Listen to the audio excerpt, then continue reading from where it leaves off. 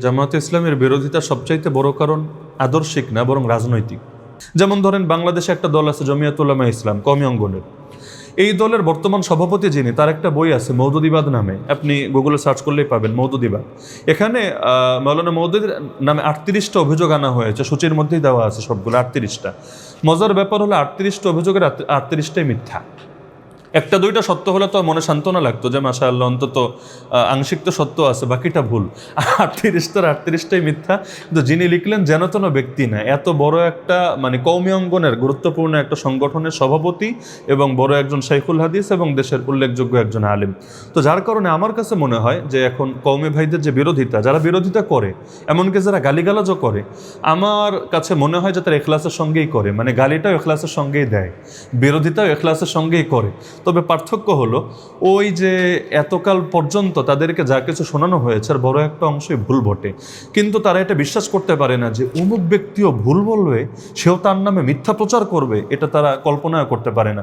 আমরা ছোটবেলায় শুনে এসেছি জাকির নায়েক ইহুদিদের দালাল, খ্রিস্টানদের দালাল, কাফেরদের থেকে টাকা খায়, টাকা খায়া হলো ওদের পক্ষে করে, ইসলামে ফাটল সৃষ্টি করে।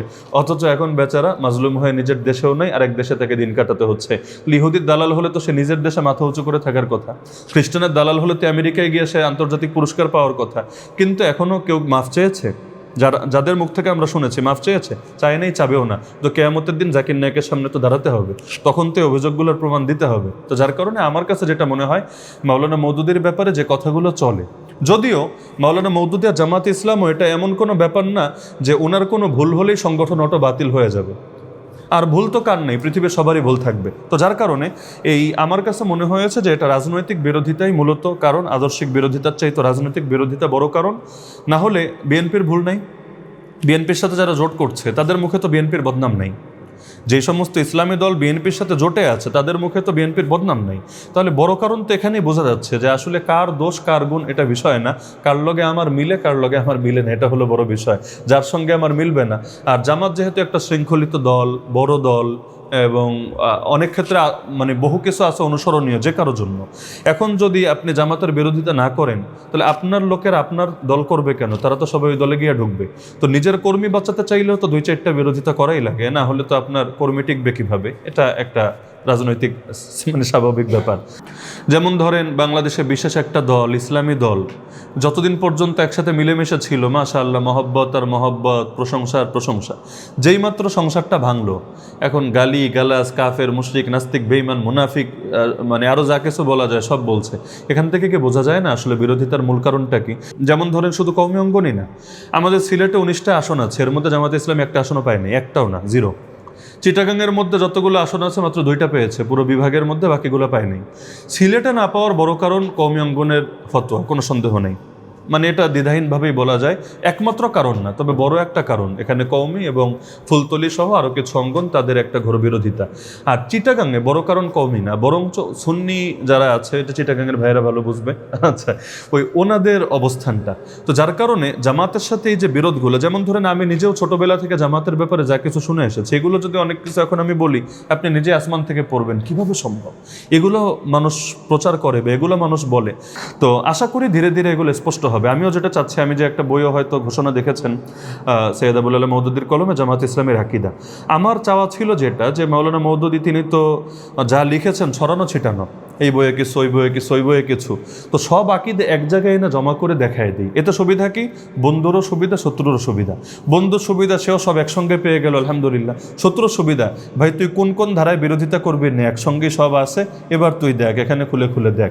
তো এখন ওই অমুক বলেছে তমুক বলেছে দরকার নেই, ডাইরেক্ট বইটা যখন সামনে থাকবে তখন এটা সুবিধা হবে ইনশাআল্লাহ। তো এবং আমি এখনো পর্যন্ত যেটা বুঝতে পারছি, এই বইটা আমাদের বন্ধুদের চাইতে শত্রুরা বেশি কিনবে ইনশাআল্লাহ।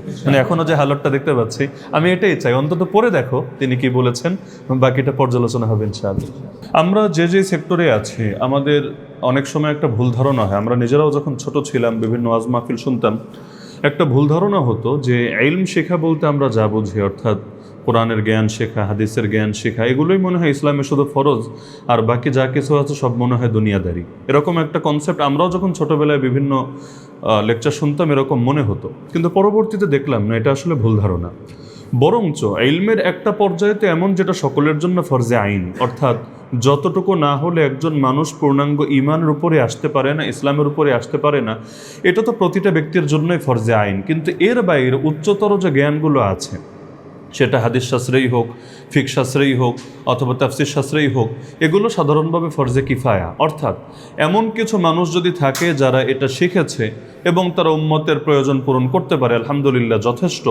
এর কারণে আর বাকিরাও যদি না শেখে তারা কোনো পাপী হবে না এবং আল্লাহর কাছে দায়বদ্ধ থাকবে না। তো যেমনিভাবে হাদিসের জ্ঞান, আকিদার জ্ঞান, তাফসিরের জ্ঞান, এগুলোর উচ্চতর জ্ঞানটা ফরজে কিফায়া। একইভাবে যেই সমস্ত বিষয়ের সঙ্গে মুসলমানদের দুনিয়ারও গুরুত্বপূর্ণ সম্পর্ক, এরকম প্রতিটা সেক্টরের ইলমও ফরজে কিফায়া। এক ফতোয়া শামীর নাম তো আমরা সকলে শুনেছি, ইমাম ইবনে আবিদিন শামী রাহমাতুল্লাহ আলাইহি রচিত, যার মৃত্যু 1252 হিজরিতে। প্রসিদ্ধ বই, যদিও মূল নাম হলো হাশিয়াতু ইবনে আবিদিন বা রাদ্দুল মুহতার, কিন্তু বাংলাদেশে সবাই ফতোয়া শামী নামে চেনে বইটাকে। এখানে তিনি স্পষ্টভাবে এই ফতোয়া উল্লেখ করেছেন যে মুসলমানদের যদি এমন প্রয়োজন হয় যে তাদের কাপড় সেলাই করার জন্য সুই সুতা লাগবে, কিন্তু গোটা মুসলিম বিশ্বের ভেতর বা মুসলিম জাতির ভেতরে এইরকম, এমনকি ইমাম শাফি রাহমাতুল্লাহ বলতেন যে আল্লাহ তাআলা আমাকে তো মুফতি বানিয়েছে, আমি যদি মুফতি না হতাম আমি অবশ্যই ডাক্তার হতাম। জাগতিক যত জ্ঞানগুলো আছে এগুলোকেও কখনো এই বিবেচনায় দেখার সুযোগ নাই যে মাদ্রাসায় পড়লেই সেটা খালি দিনদারি, সেটাই শুধু ইলমের উপর চর্চা করা, আর জাগতিক অন্য কোনো জ্ঞান অর্জন করলে সেটা মনে হয় দুনিয়াদারি। না, বিষয়টা কখনো এরকম না। আপনারা যে যে সেক্টরে আছেন, যদি নিয়তটা সহি থাকে, নিয়ত যদি ঠিক থাকে, ইনশাআল্লাহ সুম্মা ইনশাআল্লাহ এটাও উম্মতের সেই ফরজে কিফায়া যে ইলম যেগুলো রয়েছে এটার অন্তর্ভুক্ত বলে বিবেচিত হবে ইনশাআল্লাহ। তো আমরা আল্লাহর কাছে এটাই দোয়া করি, আল্লাহ তাআলা আপনাদেরকে যে জ্ঞান দান করেছেন এগুলোকে যাতে দ্বীনের কল্যাণে প্লাস জাতির কল্যাণে আল্লাহ তাআলা যথাযথভাবে ব্যয় করার তৌফিক দান করেন, এবং নেয়ামত যাতে কখনো আরও আযাবের কারণ না হয়ে যায়। নেয়ামত আযাবের কারণ হওয়ার মানে কি? যেমন আল্লাহ যাকে চোখ দেন নাই তার চোখ দিয়ে পাপ করারও সুযোগ নেই, আল্লাহ তাআলা যাকে কান দেন নাই তার কান দিয়ে গান বাজনা শোনার, গীবত শোনার এগুলোর সুযোগও নেই। কিন্তু আল্লাহ যাকে নেয়ামতগুলো দিয়েছেন তার সামনে দুই রাস্তাই খোলা আছে। সূরাতুল বালাদের ভাষায় ওয়াহাদাইনাহুন নাজদাইন, আমি বান্দাকে দুটো পথই দেখিয়েছি, দুই পথই তার সামনে খুলেছি। এখন তার সামনে দুই সুযোগই আছে। আল্লাহর দেওয়া চোখ দিয়ে হয়তো আল্লাহর আরও কাছে চলে যাবে, আরও সন্তুষ্টি অর্জন করবে, অথবা আল্লাহর দেওয়া এই নেয়ামতটাকে কাজে লাগিয়ে আল্লাহর অবাধ্যতা করবে, আল্লাহর নাফরমানিতে লিপ্ত হবে, এবং কিয়ামতের দিন এটা তার জন্য আরও ভোগান্তির কারণ হবে। যেমন ইবলিসের ইবাদত তো বহুত ছিল, কিন্তু ইবাদতটাকেই এক পর্যায়ে যখন তাকে অহংকারে লিপ্ত করে দিয়েছিল, হিংসা এবং বিদ্বেষে সে জড়িয়ে গিয়েছিল, ওই ইবাদত তাকে আর বাঁচাতে পারে নাই, উল্টো তার বরবাদের কারণ হয়ে গিয়েছিল। কারণ যে কারুনের ব্যাপারে আমরা এত কিছু জানি, কারুনের ব্যাপারে ইতিহাসে এমনও পাওয়া যায় সে তাওরাত পর্যন্ত মুখস্থ করে ফেলেছিল, এই পরিমাণ তার মেধা ছিল। তাওরাত পর্যন্ত, কোরআন হিফজ করা যেমন সহজ, আগেকার কিতাব হিফজ করা এত সহজ ছিল না, এবং কোরআনের হাফেজ যেমন ঘরে ঘরে পাওয়া যায়, আগেকার কিতাবগুলোর হাফেজ এতটা অ্যাভেলেবল ছিল না, কিন্তু সে তাওরাত পর্যন্ত মুখস্থ করে ফেলেছিল। কিন্তু এত কিছু পাওয়ার পরে সে যখন বলল ইন্নামা উতিতুহু আলা ইলমিন ইনদি, আমার জ্ঞানের কারণে এগুলো আমি পেয়েছি, আল্লাহর অনুগ্রহের কারণে না, আল্লাহর দয়ার কারণে না, আমার জ্ঞানের কারণে। এই যে আমিত্ব, এই আমিত্বের পরিণতি হলো ফাখাসাফনা বিহি ওয়া বিদারিহিল আরদ, আল্লাহ বলেন আমি তাকে তার বাড়ি সহ মাটির ভেতরে ধসিয়ে দিলাম। তো যার কারণে আল্লাহ আপনাদেরকে যে জ্ঞান দিয়েছেন এটাকেও দুই লাইনেই কাজে লাগানোর সুযোগ আছে। এক হলো এর দ্বারা দ্বীনের ফায়দা হবে, মুমিনদের ফায়দা হবে, দেশ এবং জাতির ফায়দা হবে, আর আল্লাহ না করুক এই জ্ঞানকে কাজে লাগিয়ে আপনার কোনো দুই নম্বরই তরিকার পথ খুলবে, সেখান থেকে কিছু অবৈধ আয় উপার্জন হবে, এবং কিছু অসাধু তরিকায় আপনি হয়তো পা বাড়াবেন। দুই পথই খোলা আছে। এখন বান্দা যেটা গ্রহণ করবে সেই সূরা বাকারার আয়াত লাহা মা কাসাবাত ও আলাইহা মাকতাসাবাত, সে যা অর্জন করবে সেটা তার পক্ষে যাবে, আর সে যদি মন্দ কিছু অর্জন করে সেটা তার বিপক্ষে যাবে। আল কোরআন হুজ্জাতুন লাকা ওয়া আলাইকা, কোরআন হয়তো তোমার পক্ষে প্রমাণ হবে অথবা তোমার বিপক্ষে প্রমাণ হবে। আমরা যারা আছে আমাদের সকলের পরিচয়ের দিকটাই যদি সামনে রাখি, আল্লাহ রাব্বুল আলামিন আমাদেরকে সৃষ্টি করার আগে, পৃথিবীতে পাঠানো তো আরও পরের কথা, সৃষ্টি করার আগেই আল্লাহ তাআলা ফেরেশতাদের সামনে যখন আলোচনা করছিলেন তিনি স্পষ্ট একটা শব্দ ব্যবহার করেছিলেন, ইন্নী জাইলুম ফিল আরদি খলিফা, নিশ্চয়ই আমি পৃথিবীতে খলিফা বানাতে যাচ্ছি। মানুষ শব্দ বলেন নাই, ইনসান বলেন নাই, শব্দ বলেছেন খলিফা, প্রতিনিধি। যদি আমরা আল্লাহর গোলাম, গোলামকে প্রতিনিধি হিসাবে পরিচয় দিতে হবে এটা মনিবের জন্য মোটেও বাধ্য না।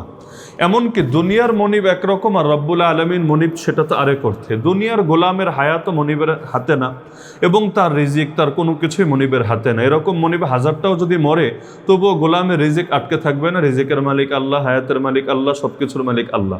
কিন্তু আল্লাহ রব্বুল আলমিন যিনি আমাদের এমন মনিব, আমাদের সব কিছু যার নিয়ন্ত্রণে, এমনকি যার বাইরে গিয়ে আমাদের কারো কোনো কিছু করার কোনো সুযোগই নাই, তিনি আমাদেরকে পরিচয় করিয়ে দিচ্ছেন ফেরেশতাদের সামনে, যাদেরকে এখনো তৈরি করা হয় নাই, যে শোনো আমি এমন এক জাতি বানাতে যাচ্ছি যারা আমার প্রতিনিধি হবে, আমার প্রতিনিধিত্ব করবে।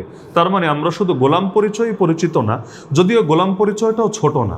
আপনি বলবেন হ্যাঁ গোলাম তো ছোটই, চাকরের চাইতেও নিচে গোলাম, চাকরটাও তো চাকরি করে, কিন্তু গোলাম তো আরও এক ধাপ নিচে। তাহলে আমরা গোলাম হিসাবে তো পরিচয়টা অবশ্যই নিচু পরিচয় না, কারণ একই জিনিস সেটা কার সাথে সম্পর্কিত এর বিবেচনায় তার মূল্য ওঠানামা করে। যেমন ধরেন ড্রাইভার, এখন কেউ যদি কোনো বেশ্যার গাড়ি চালায় সেও ড্রাইভার, কেউ যদি প্রধানমন্ত্রীর গাড়ি চালায় সেও ড্রাইভার, কিন্তু যখন পরিচয় দিবে প্রধানমন্ত্রীর ড্রাইভার, তার ভাবটাই হবে আলাদা। কখনো এমন হবে এলাকার অনেক নেতারাও সে গুনতে চায় না এবং তাদেরকে সে পাত্তাও দেয় না, কারণ ড্রাইভার ঠিক আছে কিন্তু কার ড্রাইভার। একইভাবে যারা চালায় সবাই তো চালক, কিন্তু রিক্সা যে চালাচ্ছে সেও চালক, বিমান যে চালায় সেও চালক, কিন্তু উভয় চালককে কিন্তু এক নজরে দেখা হয় না এবং তাদের মানমর্যাদাও একভাবে বিবেচনা করা হয় না। তাহলে গোলাম পরিচয় নিঃসন্দেহে ছোট পরিচয়, সন্দেহ নাই, কিন্তু রাজার গোলাম, মানুষের গোলাম, দুনিয়ার অমুক ব্যক্তির গোলাম, এই পরিচয়গুলো ছোট। কিন্তু রব্বুল আলামিন যার হাতে সব কিছুর নিয়ন্ত্রণ, তার গোলাম, এই পরিচয়টা মোটেও ছোট না, বরং এটা সব পরিচয়ের চাইতে বড়। এজন্য নবী পরিচয়ের চাইতে দামি পরিচয় গোলাম। বলবেন কিভাবে? ওই কালেমায়ে শাহাদাত যে আমরা পড়ি, ওয়া আশহাদু আন্না মুহাম্মাদান আবদুহু বলি আগে, রসুলহু বলি পরে। আবদুন মানেই হলো বান্দা বা গোলাম। আমি সাক্ষ্য দিচ্ছি মুহাম্মদ সাল্লাল্লাহু আলাইহি ওয়াসাল্লামের 1 নম্বর পরিচয় আবদুহু, তিনি আল্লাহর গোলাম, ও রাসূলুহু 2 নম্বর পরিচয় তিনি আল্লাহর রসুল। গোলাম পরিচয়টা আগে রাখলাম, রসুল পরিচয় পরে রাখলাম। এমনকি নবীর জীবনের যতগুলো গুরুত্বপূর্ণ অধ্যায় আছে, যেমন ধরেন মেয়ারাজ, ইসরা এবং মেয়ারাজ আমার নবীর জীবনের অত্যন্ত গুরুত্বপূর্ণ, সম্মানিত, মহিমান্বিত একটা ব্যাপার। আপনি কোরআন মাজিদে এই সূরা ইসরা বা বনী ইসরাইল নামে একটা সূরা আছে, 15 নম্বর পারা খুললেই সূরাটা পাবেন। সেখানেও শব্দ দেখেন, সুবহানাল্লাযী আসরা বিনবিয়িহি বলেন নাই, বিরাসূলিহি বলেন নাই, সুবহানাল্লাযী আসরা বিআবদিহি লাইলাম মিনাল মসজিদিল হারাম ইলাল মসজিদিল আকসা। পবিত্র সেই সত্তা যিনি তার গোলামকে, তার বান্দাকে যিনি রাতের বেলা পরিভ্রমণ করালেন মসজিদে হারাম থেকে মসজিদ আকসায়। তাহলে গোলাম পরিচয়টা কোনো ছোট পরিচয় না। কিন্তু এত বড় পরিচয়ের পরেই এমনকি আরবিতে একটা কবিতাও আছে, অমিম্মা জাদানি শারাফান ওয়াতিহা ওয়াকিত্তু বিআখমাসি আতাউ সুরাইয়া দুখুলি তাহতা কওলিকা ইয়া ইবাদি ওয়া আন সাইয়ারতা আহমাদ আলী নবিয়া। এখানে বলছে যে আমার গর্ব তো এতেই বেড়ে গিয়েছে, এমনকি গর্ব এই পর্যায়ে যেন আকাশের তারকাকে আমি ছাড়িয়ে গিয়েছি। কি কারণে? যে আল্লাহ আপনি যে আমাকে ডাক দিলেন ইয়া ইবাদি, হে আমার বান্দা, বেশ এইটাই তো আমার জন্য অনেক বড় ব্যাপার। ওয়া আন সাইয়ারতা আহমাদ আলী নবিয়া, এবং মুহাম্মদ সাল্লাল্লাহু আলাইহি ওয়াসাল্লামকে আপনি আমার জন্য নবী বানিয়েছেন। তাহলে এই গোলাম পরিচয়ের পরেও আল্লাহ আরেকটা পরিচয় দিলেন যে আমরা হলাম তার খলিফা, তার প্রতিনিধি।